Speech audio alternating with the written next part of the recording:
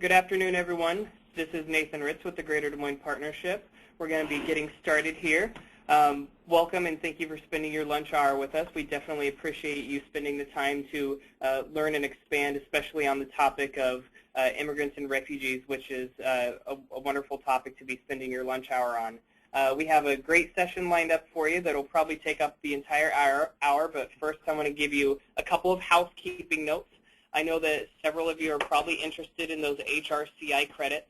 There was a little bit of confusion. They are pending. I don't see a reason why they will not get approved, but when you do want those credits, since you have to stay on for the entire webinar, please email me at the very end. My name is Nathan, N-A-T-H-A-N, Ritz, R-A-T-Z, so that's nritz at DesMoinesMetro.com. Let me know you're interested in those credits. And I'm hoping I should receive the certificate number probably in the next couple days, and I'll make sure that I send that out to you. I do apologize for the confusion on that. Other than that, as far as housekeeping, we will only be able to interact through the chat dialogue. So we do have a group account here, so I'm in the system as Meg Fitz right now. So if you do want to send me a question or have a question for our facilitator at any time, please make sure you use that chat option and send that to me, and I'll be happy to either jump in and interrupt him at that time if it's pertinent, or I may table it for the end of the discussion as well. But we will have plenty of time for Q&A as well during the session and also at the very end. So without any further delay, our webinar today again is Untapped Potential Refugee Resettlement and Workforce Opportunities. And we have Nick Wirtz here, and he is the Director of Refugee Community Services at Lutheran Services in Iowa. He is a native of Waverly, Iowa, and graduated of Wartburg College, where he studied religion and minored in physics, Spanish, and environmental studies. He has worked in LSI's refugee program for 8 years, helping families fleeing war and persecution begin a new life in the Des Moines community. Nick is very passionate about helping others understand the U.S. Refugee Resettlement Program, the populations that are arriving, and the ways that refugees can contribute their skills and experiences in the new communities. He has spent several years working with recently arrived refugees and employers to find appropriate job placements. He has also helped counsel employers who are new to hiring job seekers who have arrived through the U.S. Refugee Resettlement Program. Nick is also a member of the Greater Des Moines Partnership's Diversity and Inclusion Council. Without any further delays, I'm going to hand it right over to him.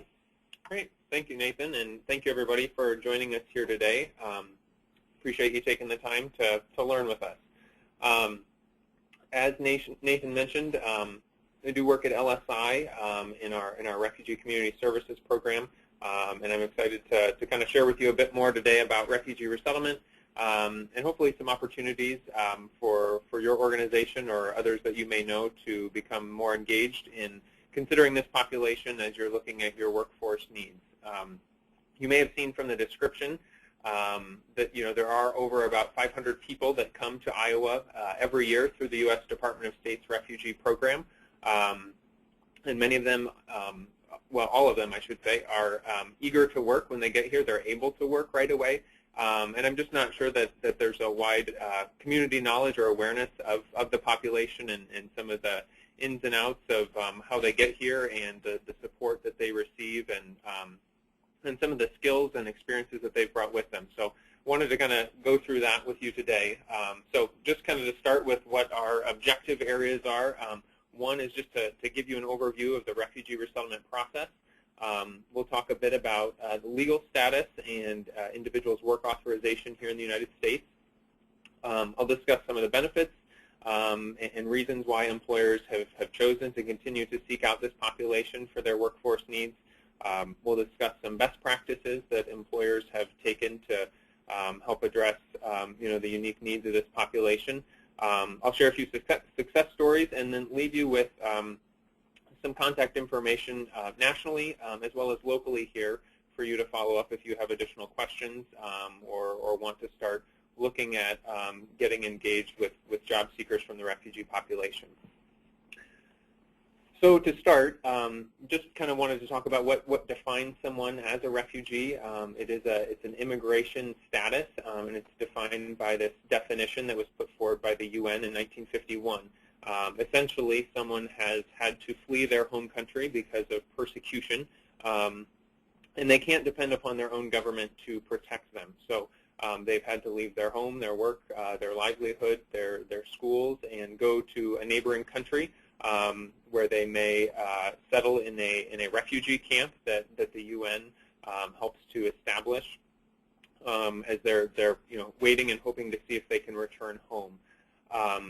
The UNHCR, the UN High Commissioner for Refugees, is the international organization that is charged with overseeing the rights of all displaced people around the world. And so they're the ones responding when populations, groups of people are moving across borders because they're being persecuted. So as you've probably seen in the news recently, there are a lot of Syrian families fleeing from the conflict there, and the UN is trying to respond to that massive need for people in limbo right now. Kind of the bolded things there on the slide are the solutions that the UN looks at when they're kind of evaluating the needs of a population. The first one there is voluntary repatriation. Simply that means someone is willing and able to return home. And obviously that's the best situation for everyone. They didn't choose to leave their home, and if they can go back home, that's what they want to do. And so the UN will try and help to facilitate that and work with governments to help make that a smooth process. If that's not a possibility, and unfortunately oftentimes it's not, because the conflicts that cause people to leave are often ongoing and last many, many years, they will look to see if people can integrate locally into the initial country that they fled to or sought refuge in, and see if that government is willing to allow those individuals a path to citizenship. Oftentimes this isn't always a reality either, because neighboring countries are often experiencing their own hardships with their own populations, and sometimes the groups of people who are going across borders are in the hundreds of thousands. So the third and final option is resettlement to a third country. So another country where that individual or that family or that entire group of people are going to be allowed an opportunity to pursue citizenship.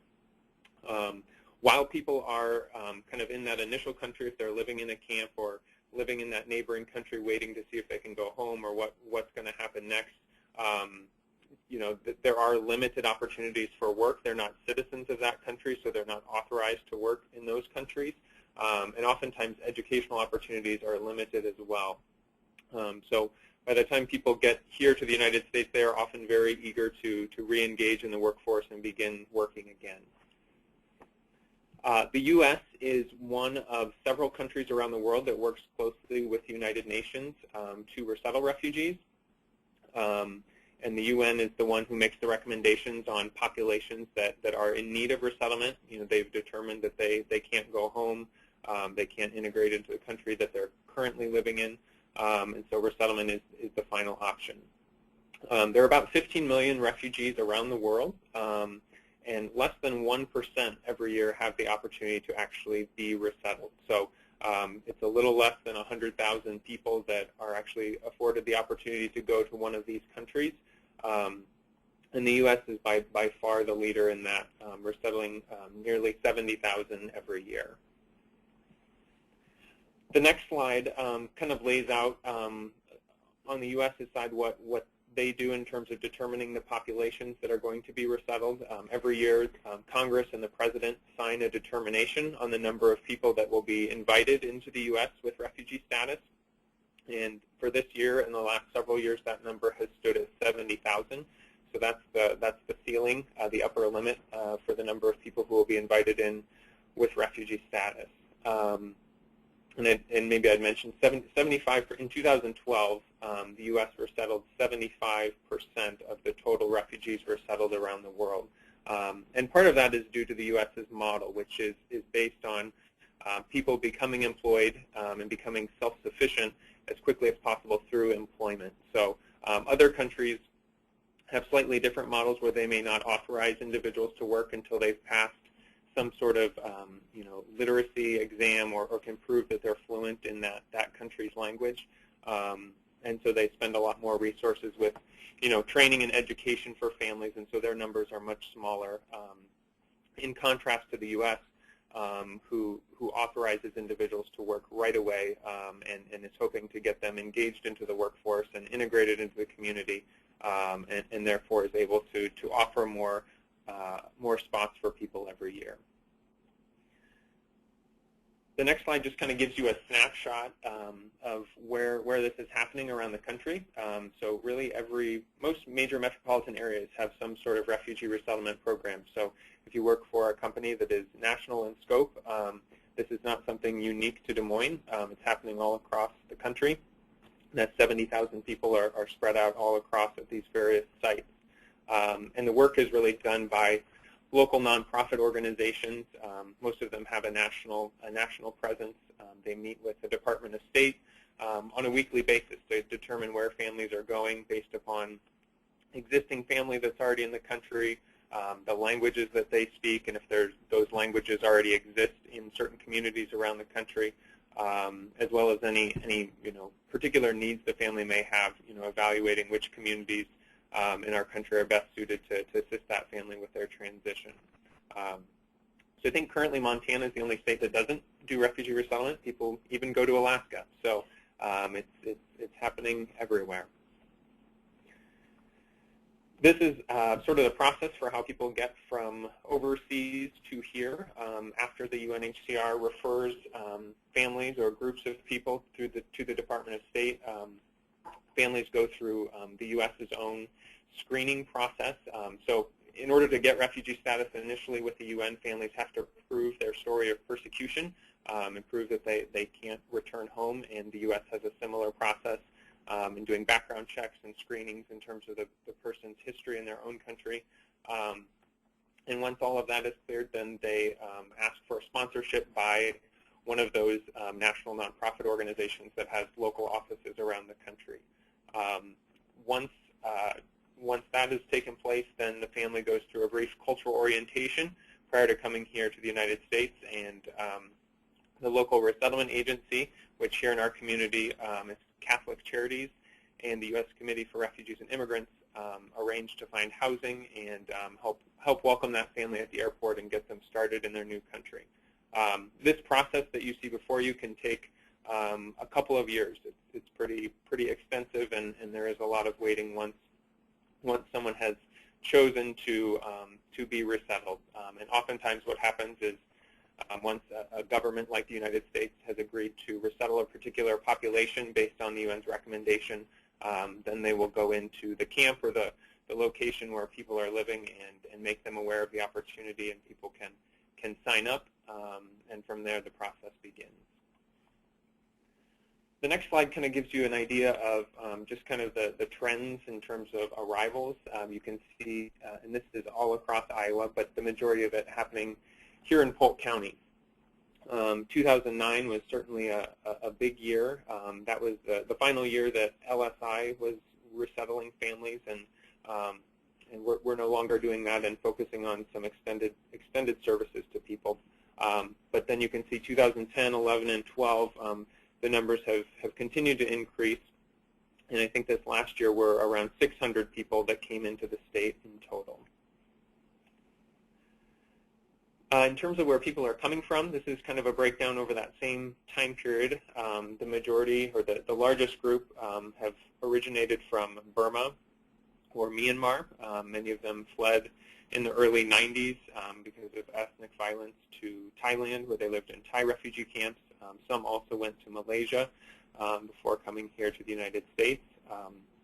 Bhutan, Iraq, and Eritrea are the other most recent, within the last 3 or 4 years, where we've seen a large number of people coming from those countries. And we're told in the future that we'll start to see more families from the Democratic Republic of Congo and Syria coming to the United States as well. For a statewide perspective, this is just to kind of give you a sense of some of the communities around the state that have a significant number of individuals and families who've come through the Refugee Resettlement Program. The majority of resettlement does happen here in Des Moines, so that 600 that I mentioned, most of those people came to Des Moines.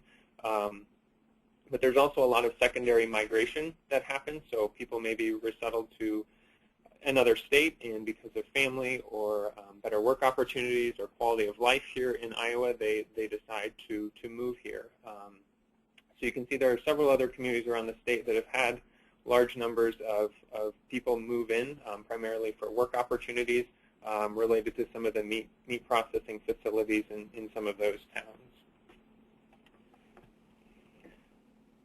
This is just a brief outline of kind of the resettlement services that people receive when they first arrive, again, provided by Catholic Charities and the U.S. Committee for Refugees and Immigrants. Again, starting with the airport reception, and then working to get kids enrolled in schools, getting Social Security cards, and then getting families connected with educational programs, and working on finding employment as quickly as possible. The next slide is a bit about just kind of the status and rights of families when they come. Again, refugee status is an immigration status. It's a type of immigration status. And after people have been in the country for 1 year, they're required to adjust their status to a legal permanent resident or a green card holder. And then after 5 years, they're eligible to apply for U.S. citizenship. They enjoy, basically the same rights that you and I do, except voting. They're essentially sort of citizens in waiting. And I bolded and underlined the next bullet there. And I hope this is a key point that I want everyone to take away.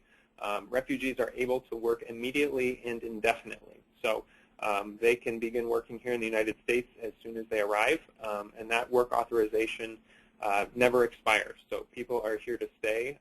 They're here to work and develop a new life for their families. And that's sometimes, just in working with employers, a point of confusion, because there are a variety of different immigration statuses and different work authorization time periods tied to that. But for this population, they are here and they are work authorized indefinitely.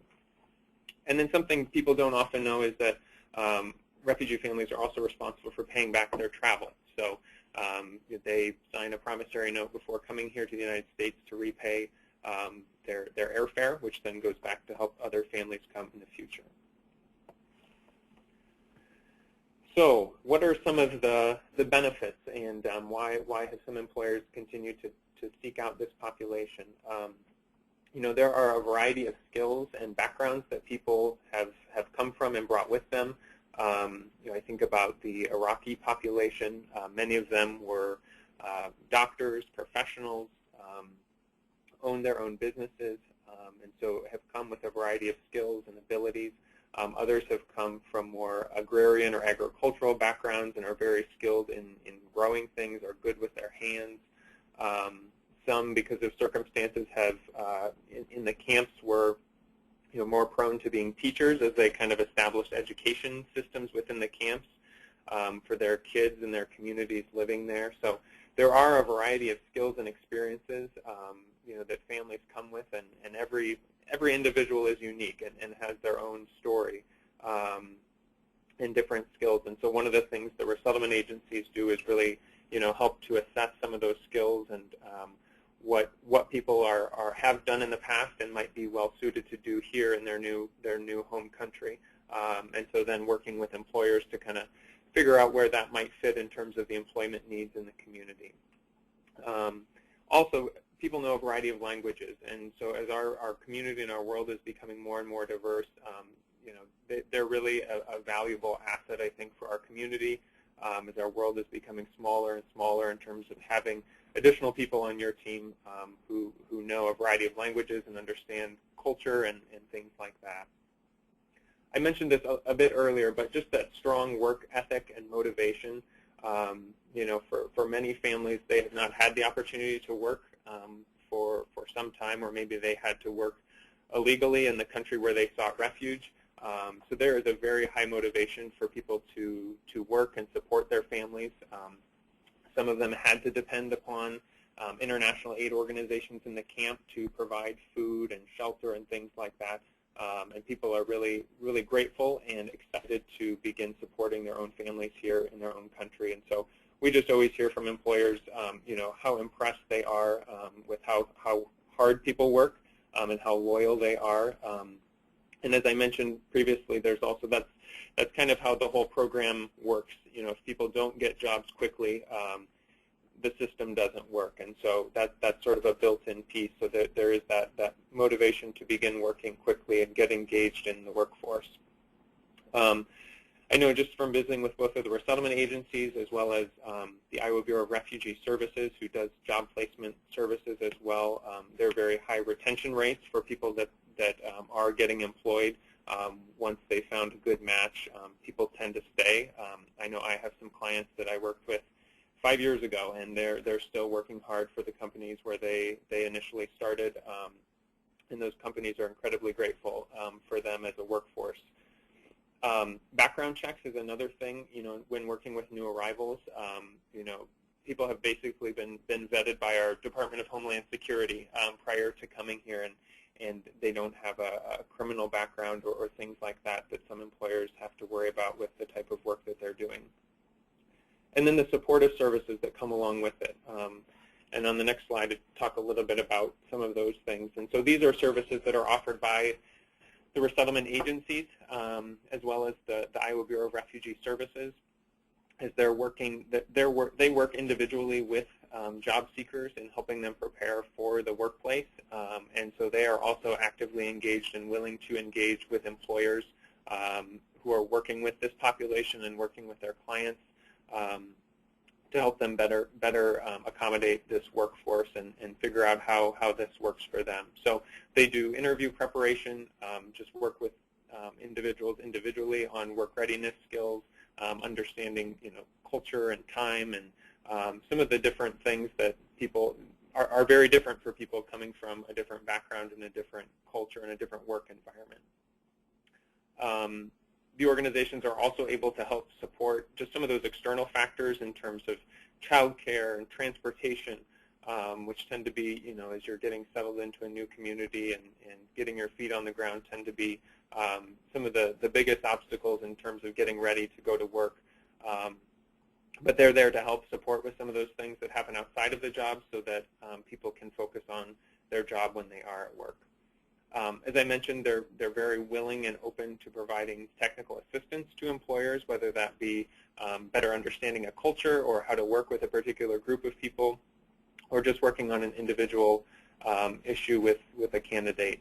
They're there to help and there to make sure that it's a successful match for the employer as well as for the job seeker. A part of that is also providing interpretation. So I know for many companies they have requested that there's an interpreter present for onboarding or new hire orientations or things like that. And that's also something that some of the organizations, and I'll provide you their contact information here at the end, that they're very, very willing and eager to work with people on, and they have people on staff and who are ready to support in that way.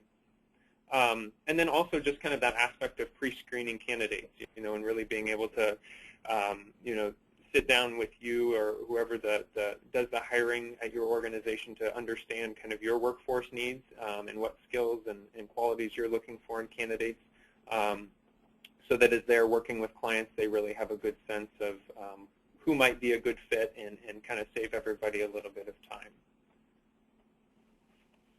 time. LSI, where LSI kind of fits in here is we do some work readiness training. So we provide training for the other organizations who are working with the job seekers to provide some large group training on the workplace culture, helping people to develop English language skills, and just kind of understanding what it takes to be successful here in the United States. So we work on filling out job applications. We have employers come in and do mock interviews, which often is a great way for employers to really get a feel for the population, as well as just for individual job seekers who might be good candidates for current openings that they might have. We do go out on job tours. We're always looking for additional organizations to host that, but to give people a sense for what the opportunities are here in their new community, to help make them good choices about their future. So when you say job tours, is that where somebody from LSI can come onto the individual site to see what opportunities that are available for the population? Yeah. anyone from LSI could do that, and we would actually bring the work readiness class along with so that they can kind of see the work environment, the type of work that's being done. Or if, for the organizations that do the work of placing people into jobs, they are more than willing to come out and tour to just get a better understanding as well. Okay, I have I'll go ahead and go on, and I'll see if I can, this is a big question, I'll see if I can narrow it down real quick. Okay. I'm going to go on to the next slide. Can you advance that? Great. Just to talk about some best practices or things that we've seen that's been successful for employers. I think some of the common concerns people might have around working with this population are obviously around communication and language and culture, safety in the workplace and things like that. So, some of these best practices are ways that employers have worked to address some of these things. The first being diverse leadership, and really, the companies that we've seen who have, really been intentional about developing leadership amongst these populations or amongst the language groups that they've worked with. We've seen tremendous success. I know some of the employers that I worked with in the past and some of the clients I've worked with have since been promoted to supervisory levels, which has just been a huge help for the organization itself as they're bringing on new employees to just overcome language barriers, to help with that bridging cultures and things like that. Transportation, as I mentioned, is one of the biggest challenges as families get into a new community and don't necessarily have access to cars right away. Many depend upon public transportation initially to get around.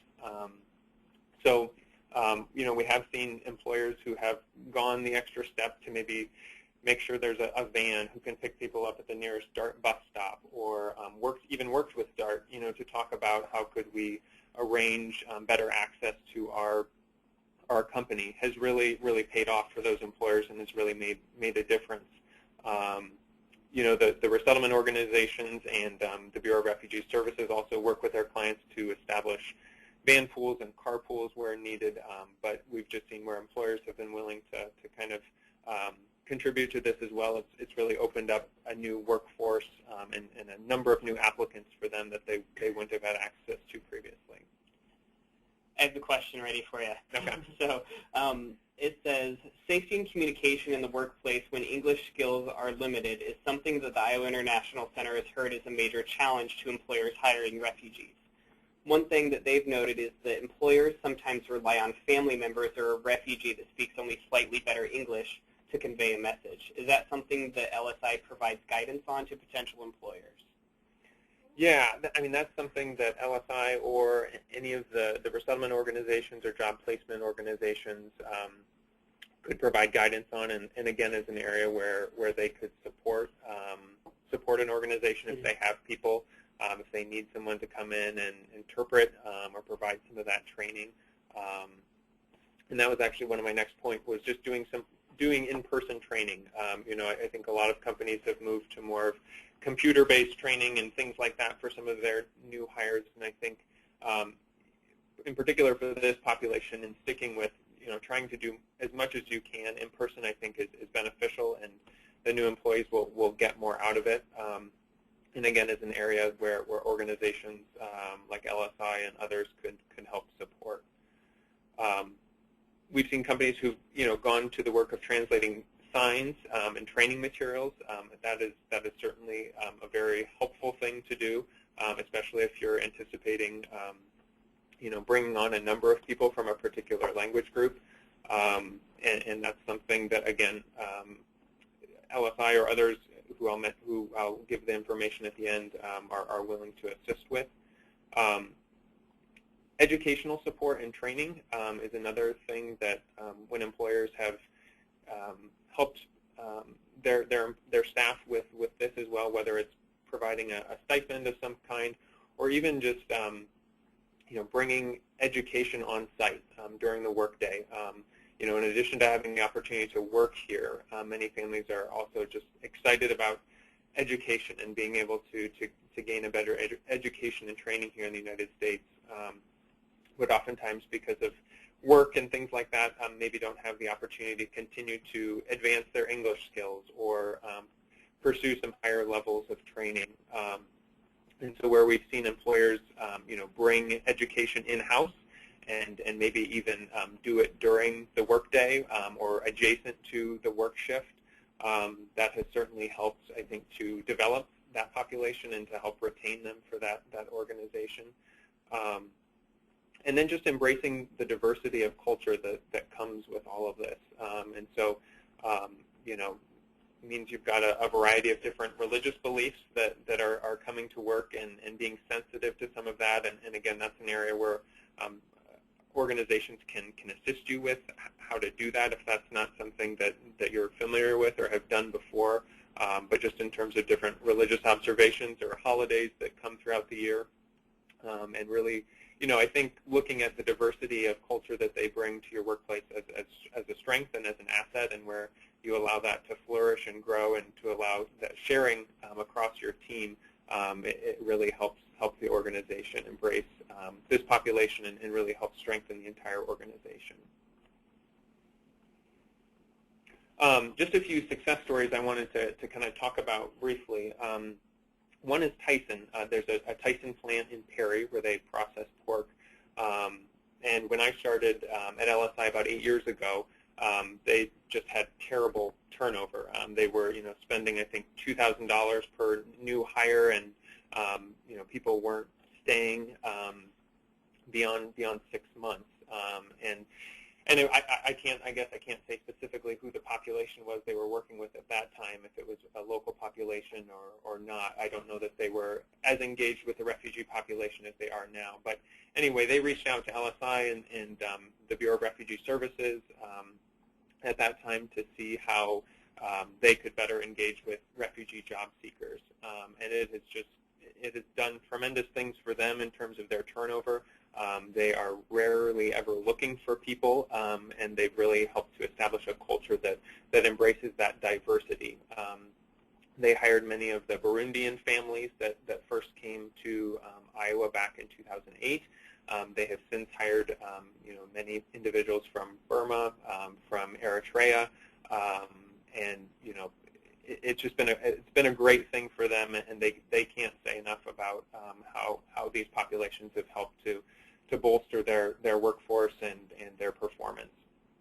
Another example is Pitney Bowes, which is a mail processing or mail sort facility out in Urbandale, and they came to town about 5 years ago, and I and someone from the Bureau of Refugee Services had the opportunity to meet them at a Greater Des Moines Partnership mini career fair, and they were looking to start up this facility, and connected with us, and needed, I think, close to 150 new employees to get started. And I think between LSI and the Iowa Bureau of Refugee Services, we were able to provide about 75% of their new workforce. Again, and we worked closely with their HR staff in terms of understanding their needs in terms of what they were looking for and what they were hiring for, and could then screen all the candidates that we were working with. And I know so that's been it's been a great success story, and that's one of the places where I know people have continued to work and are still there. And then another example, Straight Up Framing is a framing contractor that does a lot of work up in Ames, and they've recently hired a number of individuals who are originally from Burma that went to went to Malaysia prior to coming to the U.S. And for the individuals that went to Malaysia, Malaysia doesn't recognize refugee status, and so people were forced to work, and many of them got into the construction trades in Kuala Lumpur, and did a lot of the electrical work and building work of the tall buildings in Kuala Lumpur in Malaysia. And this particular individual has hired a few individuals from the Chin community from Burma who did a lot of that work. They were working in the metric system in Malaysia, and so he's taught them the English system and has invested some time in providing some of that training. But now he's just seeing tremendous benefits as he's got guys who are now willing and able to help teach additional people, some of those skills. And I know he just raves about the people that he's hired, and I think is going to continue to kind of seek out this population as he continues to grow. So those are just kind of a few success stories that I wanted to share with you. You know, there are a variety of employers here in the Des Moines Metro already that utilize this population and seek out the resettlement agencies and the Iowa Bureau of Refugee Services for their hiring needs. And if you'd ever want to connect with other employers who are maybe in a similar industry or field as you, know, any of us would be glad to do that and connect you with them, just as another resource if this is something that would be new for you, to have kind of a peer to learn with. And then I wanted to leave you with a few resources that are available. The U.S. Department of Justice Office of Special Counsel provides resources for employees, but also for employers around immigration-related employment practices. So, you know, if you've got questions around, you know, what's the proper way for someone with refugee status to fill out an I-9 form, they can provide you that sort of guidance, and I've listed the employer hotline number there that you can call if you've ever got a question about refugee status or any sort of immigration-related employment practice. The Cultural Orientation Resource Center is kind of a hub for cultural information for refugee populations that come to the United States. So they do detailed background information on each of the major populations that have come and are coming to the United States, you know, profiling why they fled their home countries, you know, what sort of work experiences they've had in the past, what languages they speak, any cultural, you know, interests or you know, background on their culture. So if you're working with a population, or you've got, if you start to work more with particular groups of people and you need more information, it's a great place to find that. And then Higher Advantage is a national technical assistance provider for the Office of Refugee Resettlement in terms of employment-related issues. So they also have a number of resources on their website for companies who are looking for workers and are wanting to engage with the refugee population. And then locally, these are kind of all the folks that I've been talking about, the organizations that do job placement, so Catholic Charities and USCRI are the two resettlement agencies that are actively receiving families here into the Des Moines community, and then are helping them to find work quickly. And then the Iowa Bureau of Refugee Services is within the Department of Human Services here in Iowa, and they provide employment services as well to some of the new arrivals, but also to people who've moved here to Des Moines from other states. So I've listed the contact information for each of them if you're interested in following up and actually connecting directly with some job seekers. The contact for our work readiness training, again, if you would ever be interested in hosting a tour or coming to do a mock interview to get a better feel for the population, that's something that we'd be glad to do, and so Karen's the contact there. And then we have a refugee employment subcommittee, and Sanjita Pradhan helps to lead and coordinate that, but that's really an opportunity where you could get in front of all of these people. It's a group that's continuing to work on how do we help you know, this population you know, really get into the workforce, and how do we make sure that there is training and education available, because in many ways it does feel like there is so much untapped potential with the skills and the passion and the work ethic that individuals bring to this community. You know, and we just hear over and over about the workforce shortages that we're facing or are going to be facing in the future. And I think this population in particular, you know, is primed and ready to help us respond to that if we have some of the right things in place in terms of education and training. And so the Employment Subcommittee is kind of a group that's kind of moving some of those things forward. But again, would be if you wanted to come and talk with kind of all of these folks, or just learn more from others who are around that table, you're more than welcome to do that as well.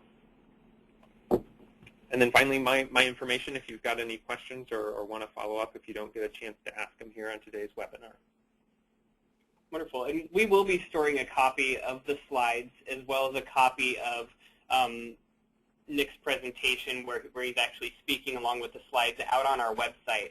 But now we've reached the point where we're ready for a question and answer. Is that correct? Yep. Okay. So if you want to go ahead and go into that chat box and start to type me some questions, I'm actually going to exit out of the presentation real quick, and I will show everyone where these slides will be made available. If you bear with me just one moment here, I'll pull up our DesMoinesMetro.com website and share that with you.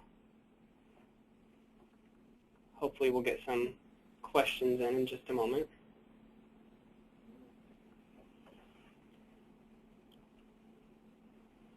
So you should be seeing the DesMoinesMetro.com, and then underneath Business Resources, we actually have a tab here that says Workforce Inclusion. And if you head there, here's where you'll find all of our information pertaining to diversity and inclusion. We have a lot of resources underneath this webinar tab over in the left-hand side, starting with our executive forum on diversity and inclusion that we just hosted last month. But Nick's presentation will be just right above the executive forum here in a few days once we can get that posted. Tons of resources there. Please go out there and use them. Also, for those of you who are in an HR-related field, if I can get Steve Des Moines up here.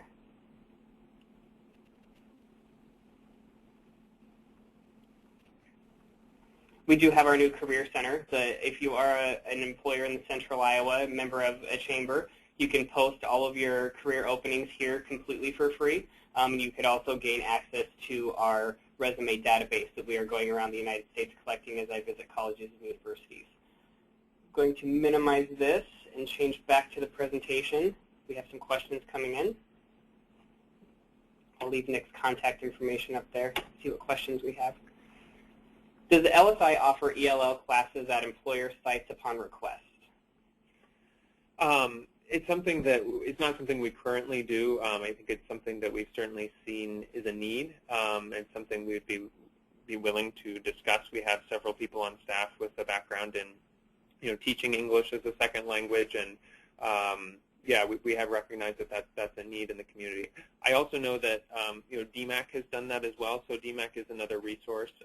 I know they have gone out to some employers to do some instruction in the workplace. But so I would be glad to discuss that further with you. DMAC is also another resource for that. Okay. We have quite a few questions coming in.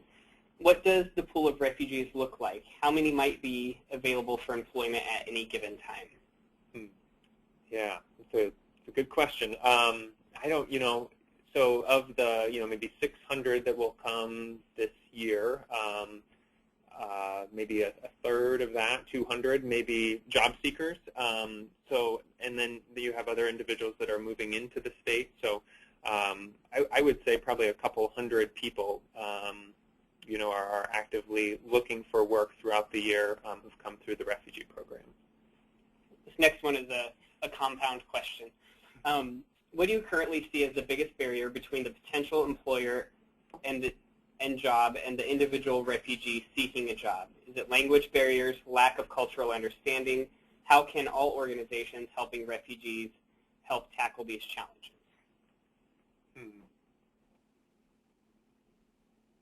Do you want to read that one more time? Yeah, that was it's a big one.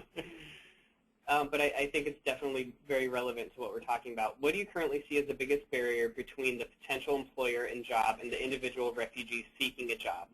Is it language barriers, lack of cultural understanding? And then I believe there's a second question that says, how can all organizations helping refugees help tackle these challenges? Mm-hmm. So what are the challenges and how could we work together, I think is how I'm interpreting it. Okay.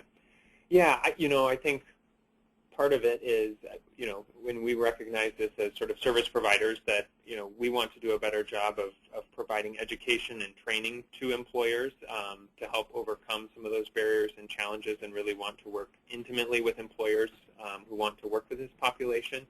I think, there are some of those external barriers I mentioned, like transportation, are certainly can be a challenge, especially when there are job opportunities that maybe are just outside the metro or just off a bus line, and that's where it takes kind of all of us to work in collaboration or work, and work with DART or other entities to figure out, how we can get people to the jobs that they're a good fit for. And then, how can we all work better to do that?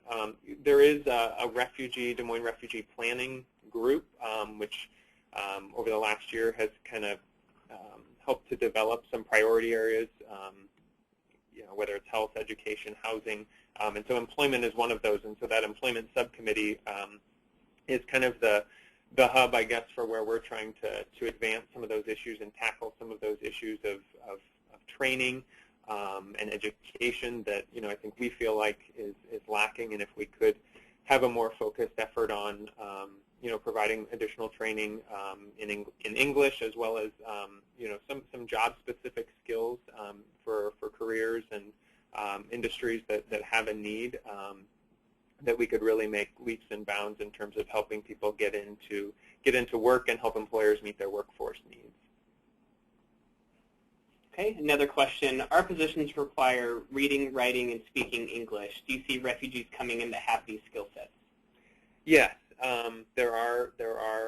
It may not be the majority of people, but there are people that certainly come in and have those skills. I think of a lot of the interpreters that worked with the U.S. government in Iraq and in Afghanistan, who had to leave because of their involvement with U.S. forces. Many of them fluent in English, reading, writing, and speaking. Other populations as well. So it may not be the majority of people that come with, a high degree of English literacy, but they are out there, and that's why it's good, just if we can better connect on what the needs are with what, who's coming and the job seekers. Okay.